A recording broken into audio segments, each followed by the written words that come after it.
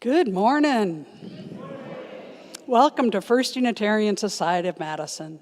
My name is Becky Burns. My pronouns are she or they, and I serve this congregation as a worship associate. Today, I'm joined by Reverend Kelly Crocker and the worship team of Linda Warren, Drew Collins, Daniel Carnes, and Stephen Gregorius. A special thank you to all those volunteering today as greeters or ushers, hospitality providers, lay ministers, and sound tech this morning. And a special thanks and welcome to our guest musician, FUS member, and clarinetist, Terry Felton. At First Unitarian Society, we question boldly, listen humbly, grow spiritually, act courageously, and love unapologetically. If you are visiting us today, welcome. We are so glad you are with us. If you'd like more information about First Unitarian Society, please stop by our welcome table located in the Commons.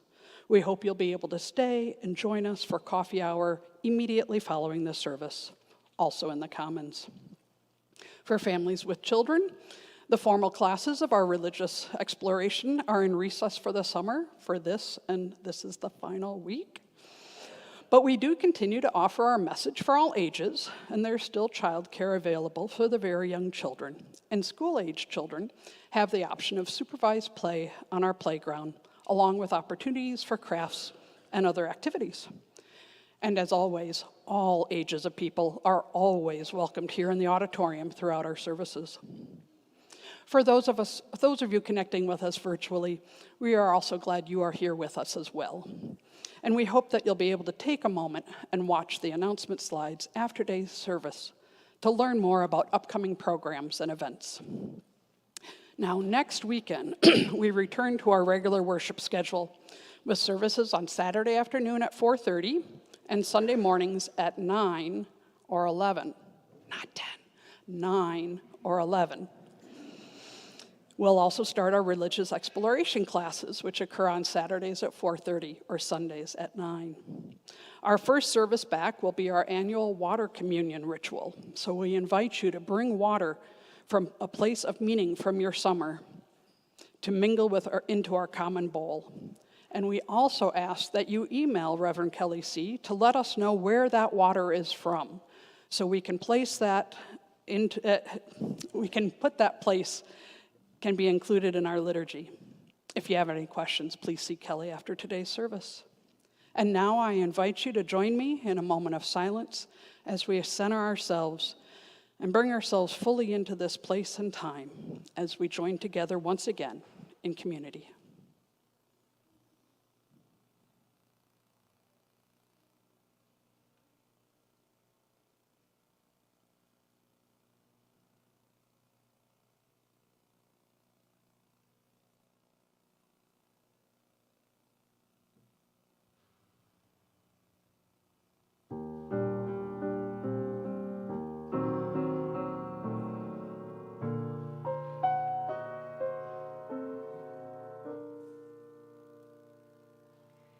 One of the old ones stood up into the early morning light and spoke to those who had come back to the river.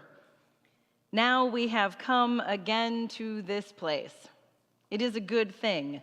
My life apart from you is not as strong. Yes, I have danced and I have told the stories at my own fire, and I have sung to all the 6 directions. But when I am with you, my friends, I know better who it is in me that sings. And we invite you now to rise in all the ways we do and join in our words of affirmation as we light our chalice. Here today, in this place and with these people, may we listen so that we can hear. May we hear so that we can feel. May we feel so that we can know, and may we know so that we can change ourselves and this world. May this chalice we light our way. And I invite you now to take a moment to turn and greet those around you.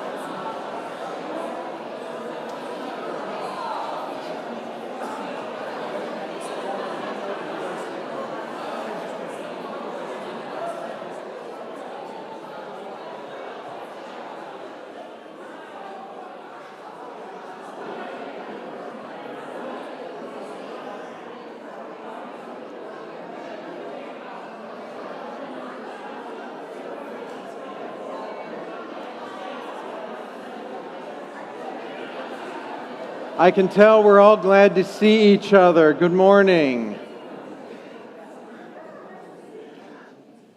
Let's sing together our opening hymn, number 4, I Brought My Spirit to the Sea.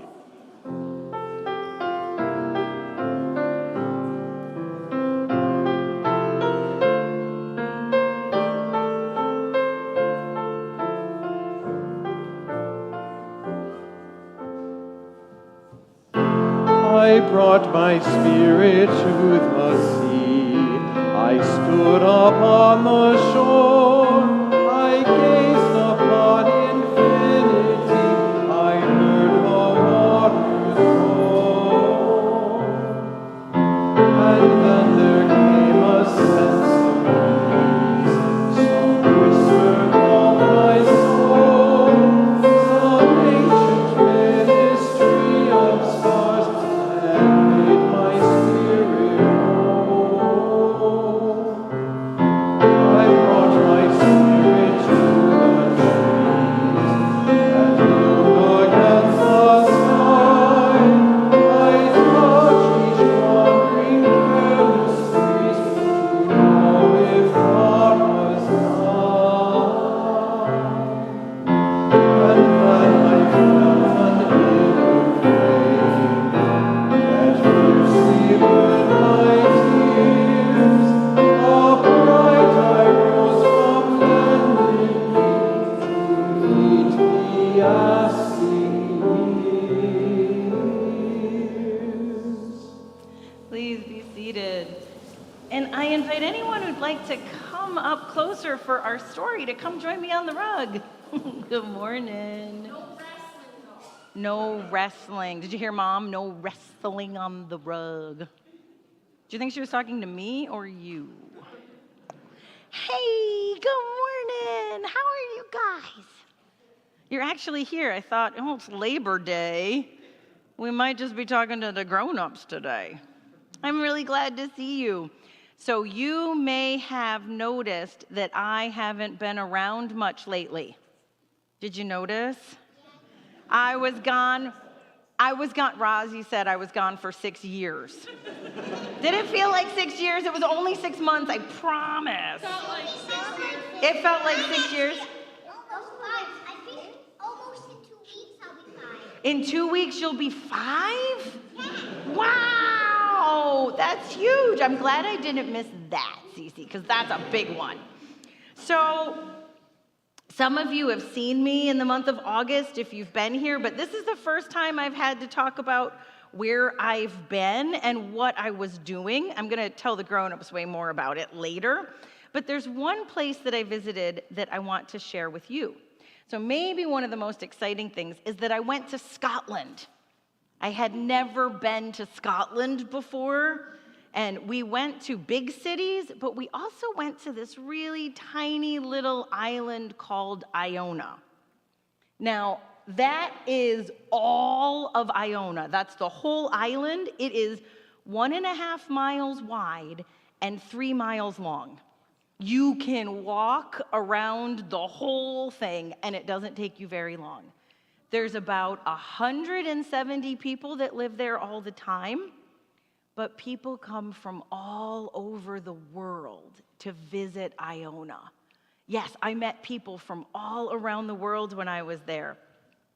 It is known to be one of the most peaceful places on earth. Maybe that's because there isn't a whole lot to do on that tiny little island. So what you can do is you can walk through a field of sheep down to the beach. Now, there's this thing called right-of-way throughout all of Scotland. So you just open a gate and you make sure you close it and you just walk right through a field of sheep. And I want you to be proud of me that I didn't hug any of them. It was really, really hard. So you can take a tiny boat through very rough waters and you can go see puffins. Do you see the puffin up there? That puffin landed right in front of me. They're tiny. They're like this big, and they bounce when they walk. It was very amusing. You can stop by the Abbey. Do you see that giant stone building? That's the Abbey. It's exactly Cece. They just kind of like bounce when they walk. And then the abbey was built in the year 1200, but its story is much older than that. So in the year 563, does anyone remember 563? I'm just checking. It may feel like we remember 563, but I don't think we do. I wasn't born then. Nobody in this room, no matter how old we might think they are, was born then. 563, a man named Columba traveled to Iona. He was an Irish monk, and he traveled all around Scotland, and he told stories about Jesus. And he would start a church or start a monastery, and then he would move on to the next place, and he kept going, and he kept going, until he founded a community of monks on Iona. Now, one of the best things I think about Columba is that he was known for miracles, right? He was known for doing things that people said couldn't be done. So I'm going to tell you my favorite story about him, and you have to tell me if you think this is true. So Columba is said to be the first person to see a monster that lived in a lake. Can you think of any monsters that might live in a lock? Rosie? A shark? Kind of like a shark. Cleo?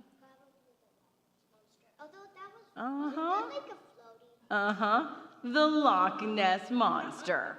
We're not going to get into yet if we believe the Loch Ness Monster is true, but the Loch Ness Monster is a water monster. Exactly. Supposedly this giant, ferocious sea creature, the Loch Ness Monster, who's also known as Nessie.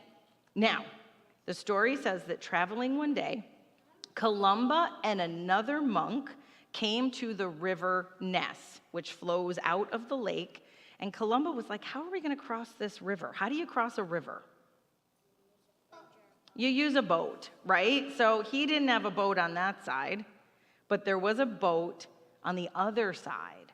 Now, he had heard that there was this terrible monster that lived in this lake. So if you showed up to a lake and you were like, well, there's a boat over there, I could swim and get that boat and bring it back. But there's a terrible monster that lives in here. Would you go swimming to get that boat? Yeah. No, right? No. Okay, Cleo, we need to talk later. I'm a little worried. No swimming with sea monsters. I know, you don't believe that there is a sea monster, so you gotta believe there's a sea monster for this story to work. You just have to suspend reality for a minute, okay? So, I wish you all could see the face Cece's giving me right now. It's kind of like this. So we're going to suspend reality for just 1 minute.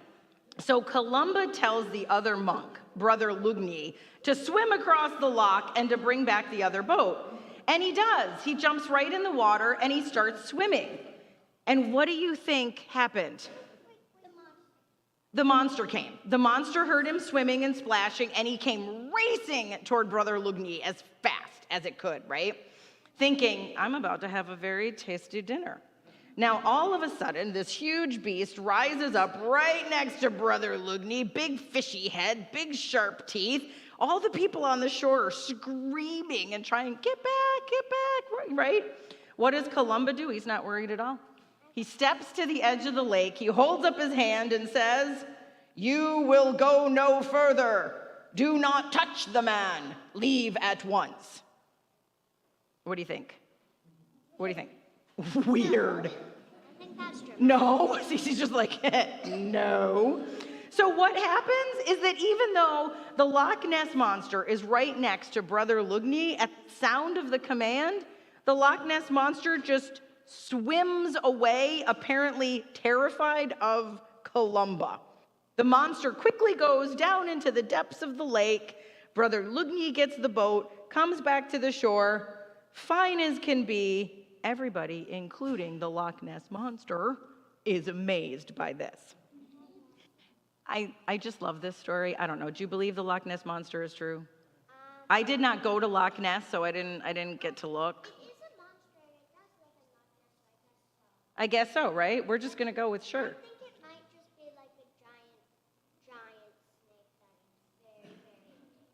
It could That be. sounds like a monster. It could You know be. what I'm saying? Like a giant snake that lived in there could be a monster. So, hang on, can I tell you something? yes, tell me something. So, at the We've got 6 months to catch up on, folks. At the Yahara River, Is there a sea monster in the Yahara River? well, it's a tiny sea monster, but if you put your foot in this one point, it'll bite you, and you don't feel anything, but when you bring your foot out, it's bleeding. And it Does anyone know doesn't about hurt. this sea monster in the Yahara River? Because I'm a little concerned now. Don't worry, it's like, so you know, A muskie? no, it's a tiny fish. But my dad used to leave me, and so then he put his foot in, and then it bit him. Oh no! It bit Also, your dad. Just so you know, it doesn't really hurt. And so you know how there's that one side, and then like all the way over there, which is like right by the bike path. Yeah? So yeah. So pretend this is the bridge, okay? Okay. And then this is the bike path, and then there are a bunch of stairs everywhere. Okay. Going down into the water. Well, the first set of stairs is where the Loch Ness monster is. Awesome. And we get bitten by it. All right, I'm gonna need you to draw me a map of this because I gotta go check it out. But okay, so the Loch Ness Monster is super cool. We believe it's real. Here's what I want you to take away. All right, okay, can you do me a favor? After service today, I am gonna go plant myself in the library right across the way, okay? I want you to come and tell me everything that I've missed, okay? So listen here, just one sec. So Columba traveled around the whole of Europe. He went to Rome, he went all over, but he always went back to Iona. And Columba would say that Iona was always in his heart, and he always returned there because the love of that community is what put the fire in his heart and gave him the strength to travel and to teach and to do what was needed. And what I want you to know is when I was in the middle of that wee little tiny island that you can walk all the way around, and I heard this story about Columba and the Loch Ness Monster and how he would travel and how he came back, I thought about all of you, because all of you were the community and the people that were in my heart when I was in that little place. I went there just yesterday, and I was sleeping actually. All right, library, after service, library, we debate the Yahara sea monster. And the Loch Ness Grown-ups, join us in the library if you're interested in this riveting conversation. All right, I'll be there. We're gonna sing and you get to go to summer fun. Go have some fun. Tell me now. We're going to sing our children on their way with meditation on breathing. There are 2 sets of words. Dan, thank you. We're going to start with the ones in parentheses, breathe in, breathe out. We'll do that a total of 2 times, and then we'll sing the top words. If you know the third part that's not represented here, you can sing that if you'd like to. Let's rise in body and/or in spirit, sing meditation on breathing.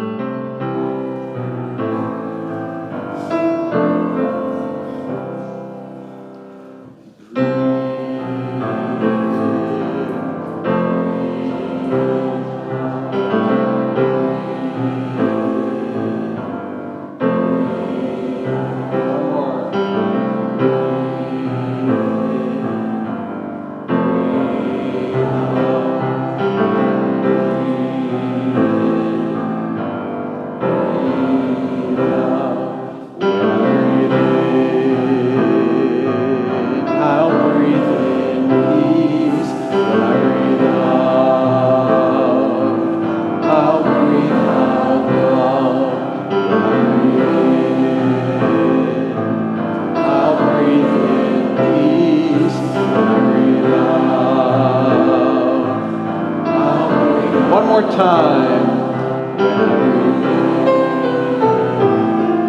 I'll breathe in peace when I breathe out. I'll breathe out love.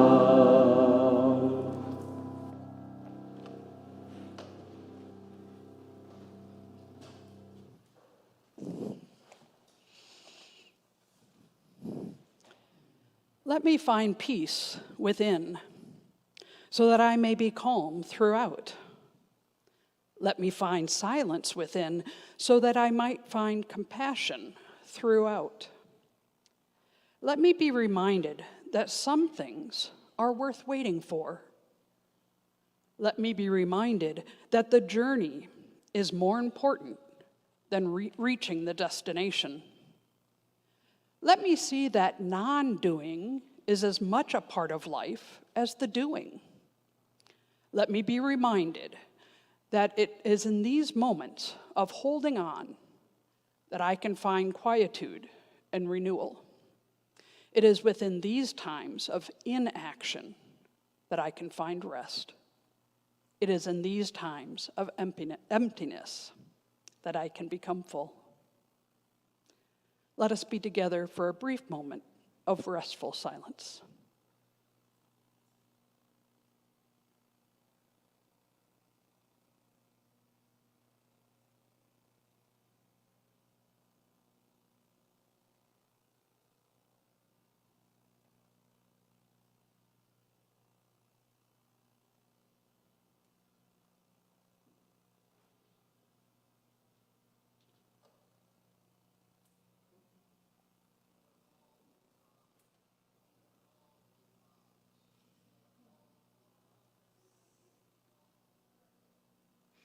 Amen.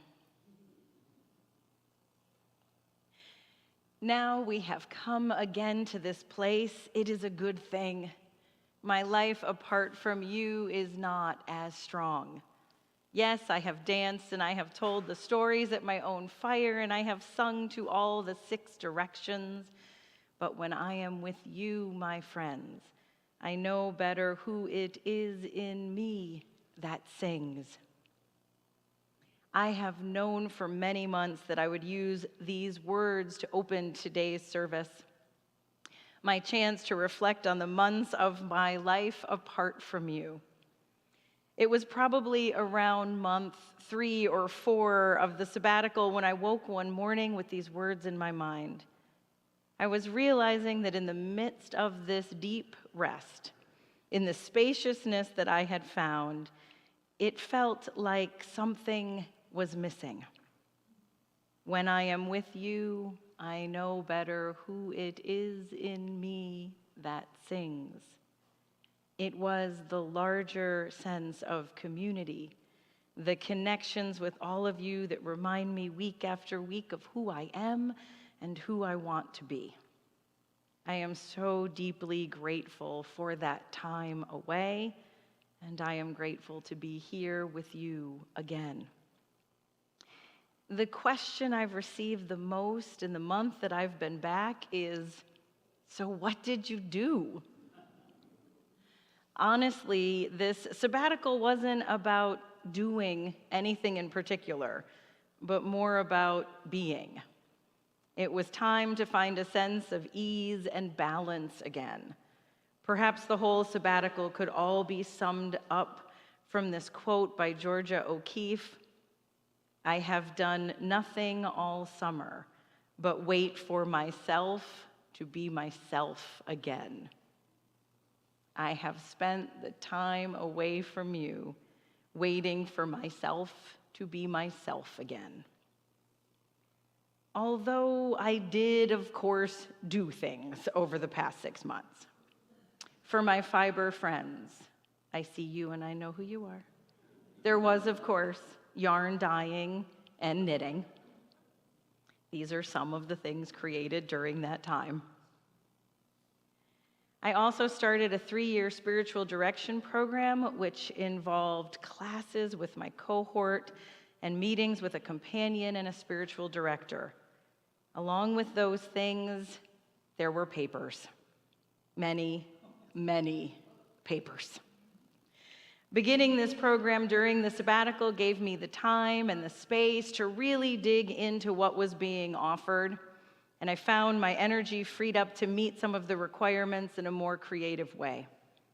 For the assignment on writing my spiritual life story, I created a knitting pattern.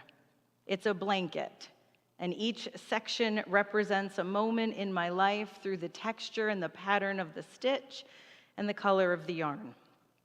It was a labor of love and creativity and something I would not have had the opportunity to do in my normal days. There was also a bit of travel.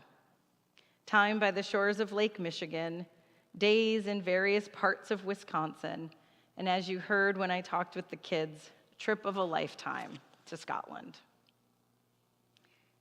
I didn't have many goals for this time, and the ones I did have were quite simple.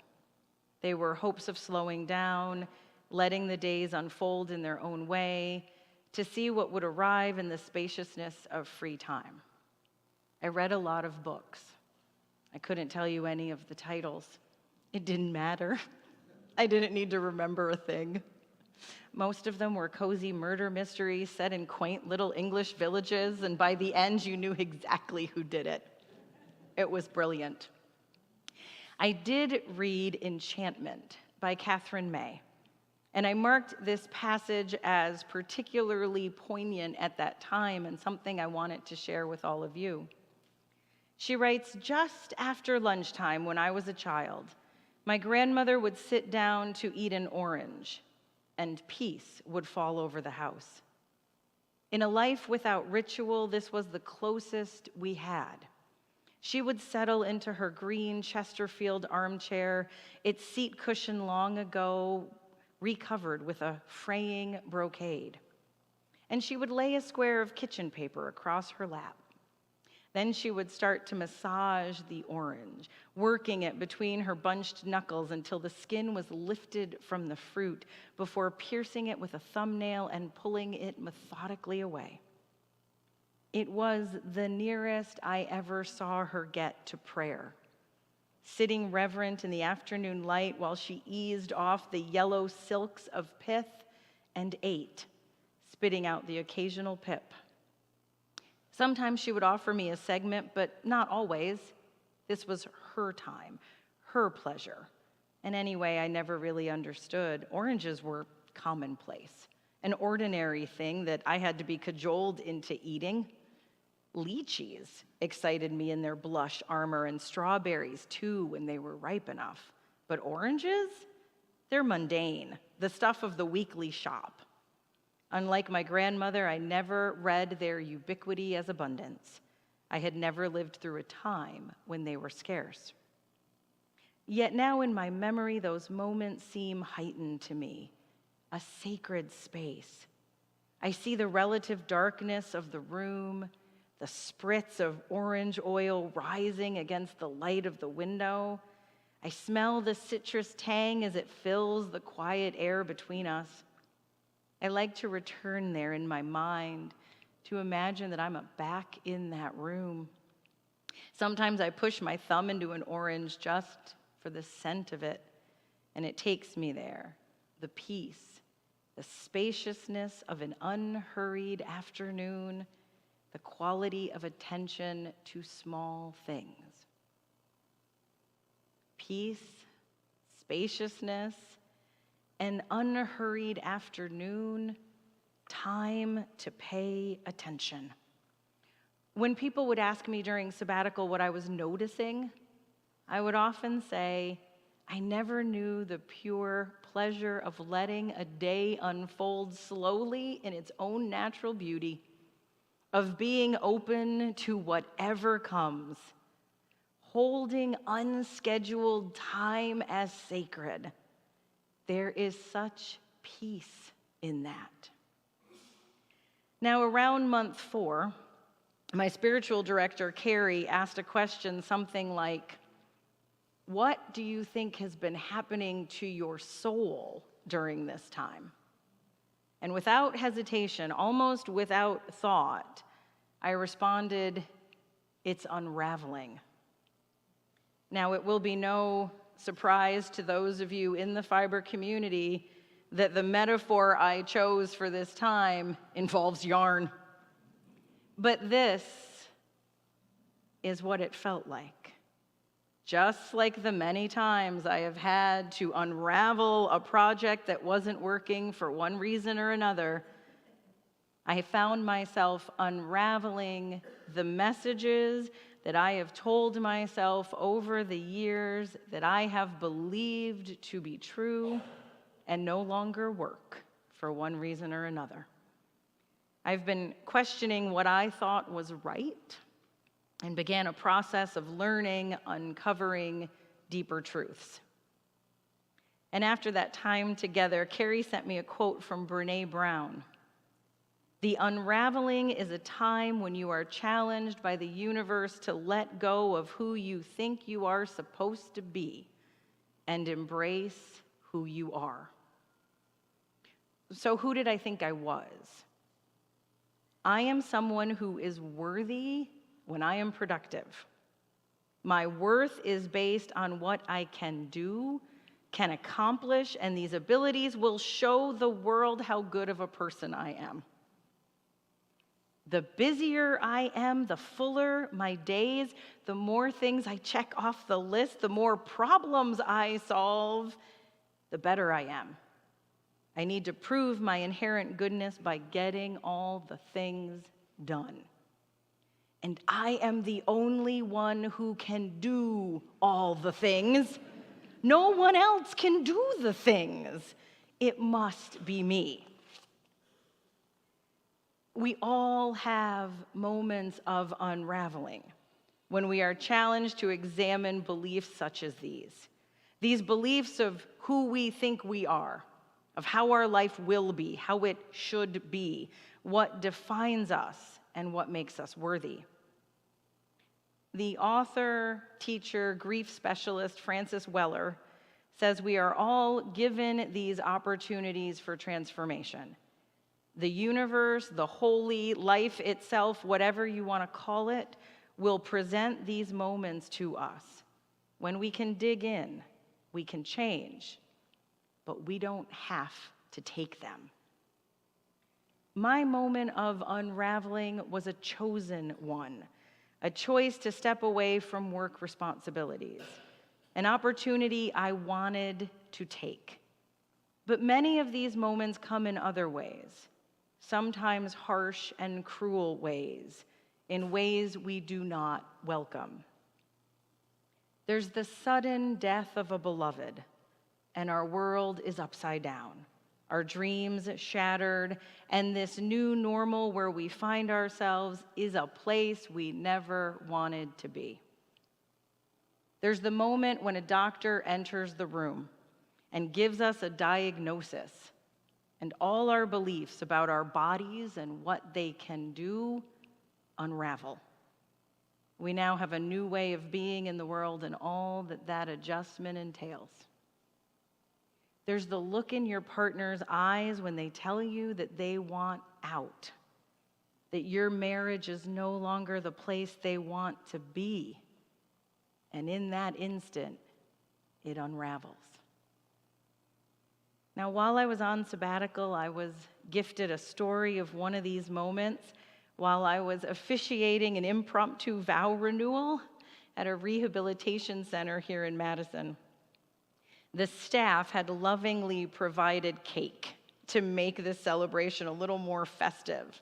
And all of the staff, from the CEO to the CNAs, came in and out of this community room to say congratulations. One of the physical therapists came in and we started a conversation about milestones in life and midlife and moments when the world changes. She said her moment came when she turned 50. It had been a few years ago, and her life came apart. She'd been a graphic designer for her whole career, and in an instant, that job was gone. She had children to take care of. She didn't know what she was going to do next.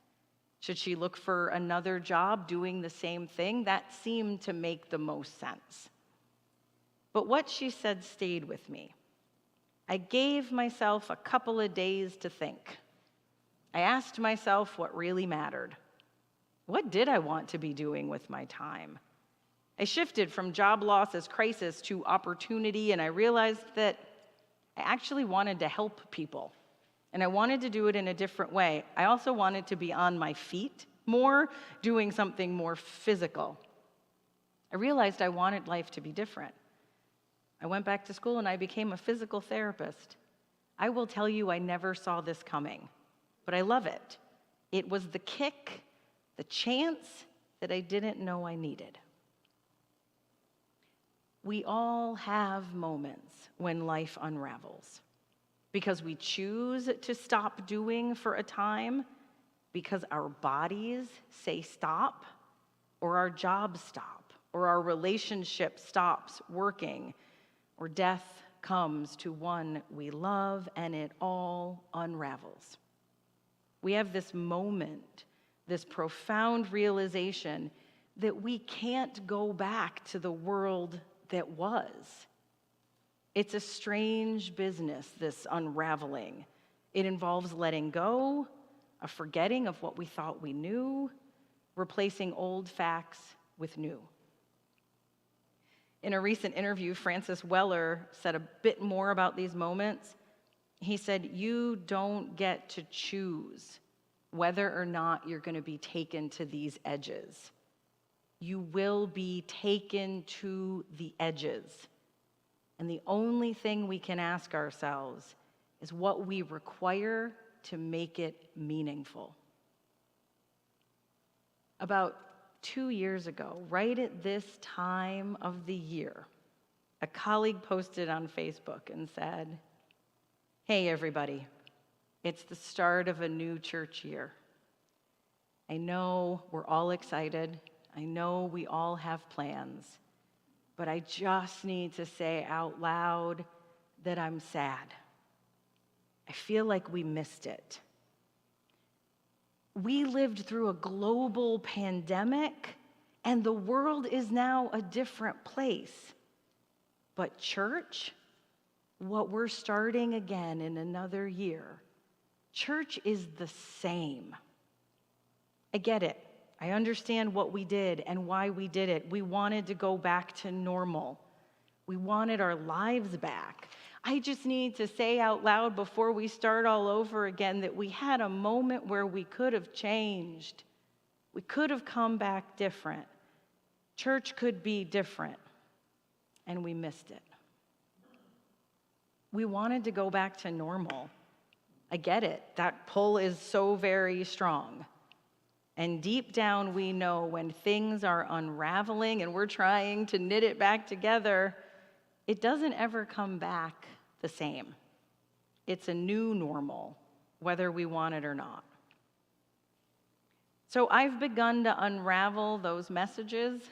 It's a process that will probably take the rest of my days. I wonder what messages you have to unravel. I would love to hear them if you're willing to share them with me. I'm telling myself new truths these days. Things like, I am worthy because I am here, nothing else required. And that goes for you too. I don't need to be busy all the time. Spaciousness and emptiness is a beautiful and a healing thing. Rest is a radical act of defiance and protest in the face of a world that wants every single bit of your time and attention. That one goes for all of you too. And you all went without me for 6 months, and the things got done, and they got done well. And it's time I realized I'm not the only one who can do them. I want to create a new normal with you. I would love to hear about your messages, what you want to unravel. I want to hear what you want our new normal to look like. A new normal where what we do together is healing, reminds us all that we have worth, no work required, that we all get to rest, and no one has to do it all. I want to learn how to live with the wonder of what Francis Weller calls wild entanglement. To remember that my life is entangled with all other life, with the natural world, with all of you. And I need spaciousness and emptiness to see those entanglements and remember that when we are taken to those edges, when we unravel, we are not alone. Because, friends, when I am with you, I know who it is in me that sings.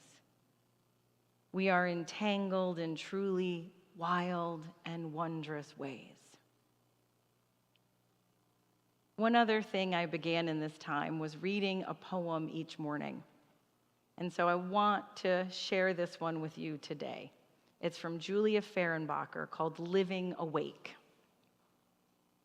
It begins with an ache, a deep belly breath, a cup of hot tea on the sun-soaked deck. It begins with a prayer said aloud to the empty kitchen, space enough to hear the want beneath the want beneath the want. It begins with a thank you for what is, a remembering that all of it is temporary, none of it guaranteed, every last bit of it precious. It begins with slowing to the pace of silence, then getting closer, closer than you've ever gotten before, then even a little bit closer to breath, river, heartache, sunlight. Because as Yeats said, the world is full of magical things patiently waiting for our senses to grow sharper. It begins always with a moment fully allowed. It begins over and over and over again, new every day, with the courage to persist, to do it differently, to go the only way that you can go. The courage to stand all the way up for what holds and heals, to fiercely declare that enough is enough, no more excuses, no more holding in or back, no more pretending to be small, because you are not small. You have never, ever been small. And God, how this world needs your bigness. It begins with picking up the light and dancing with it all night long, vowing to never put it down, and then scattering it like seed to every hurting heart. It begins with a thank you for what is, a remembering that all of it is temporary, none of it guaranteed, every last bit of it precious.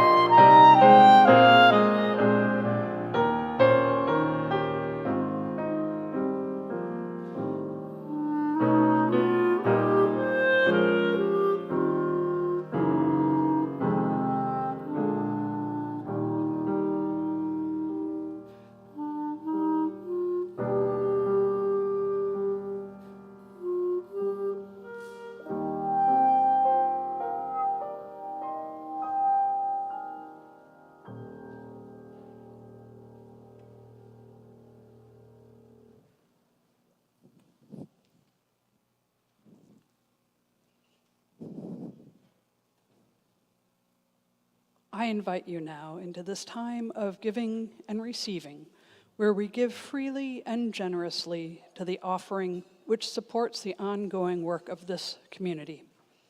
There are multiple ways to share your gifts this morning. Baskets are now being passed here in the auditorium for cash or checks, or as you will see on the screen, that you can donate directly from our website, fusmadison.org. You will find our text to give information there as well. We thank you for your generosity and the faith in this life we create together.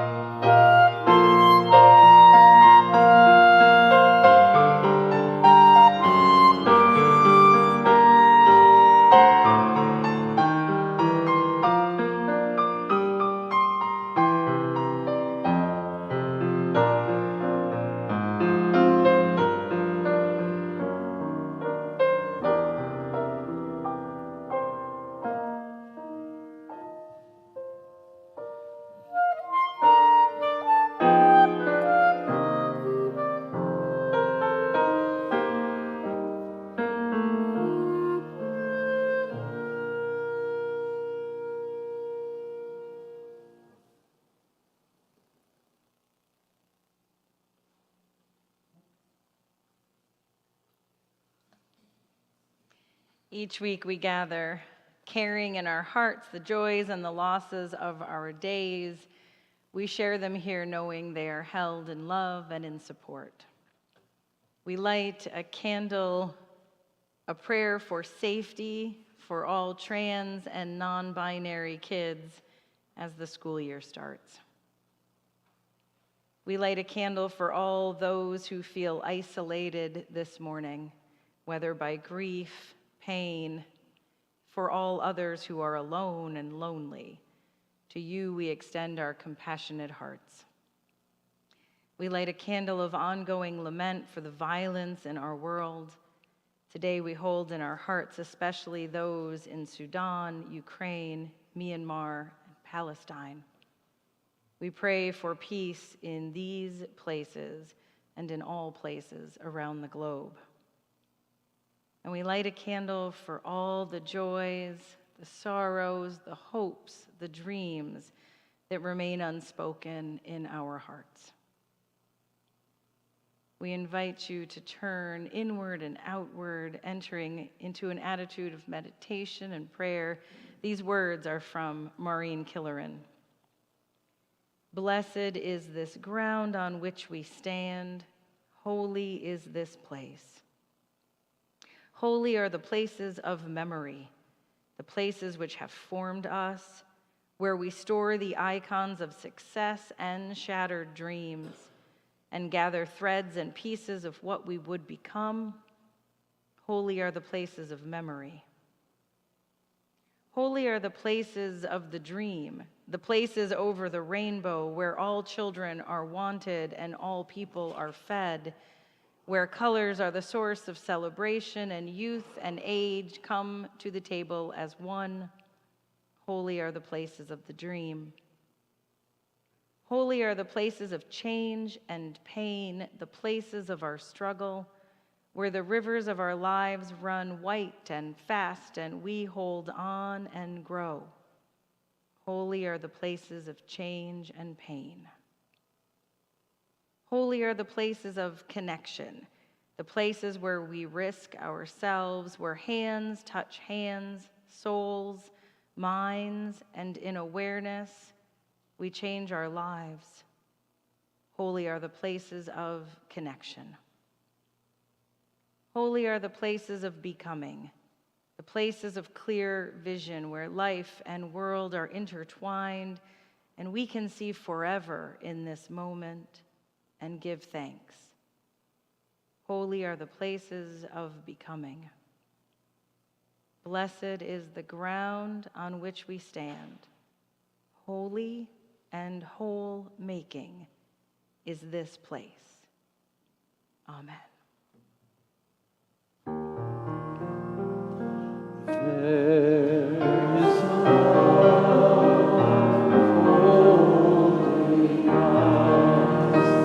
There is love holding all that we love. There is a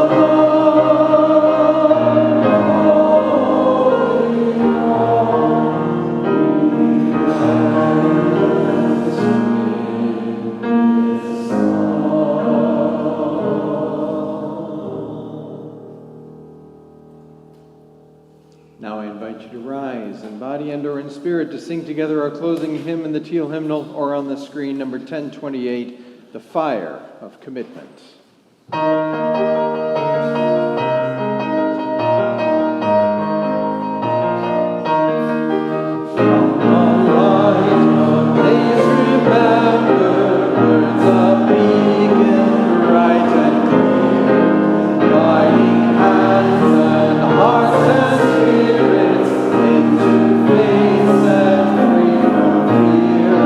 When the fire of commitment sets our minds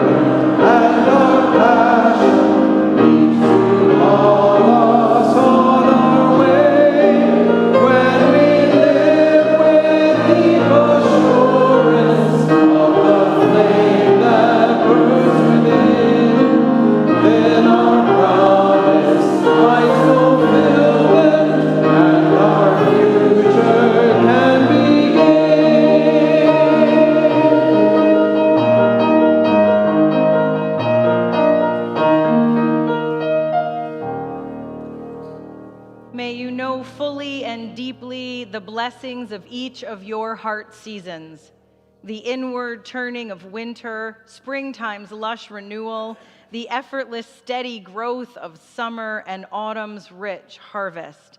May your passage from season to season be blessed, eased by hands to hold, and by the light of love to guide you on. Blessed be, go in peace, and please be seated for the postlude.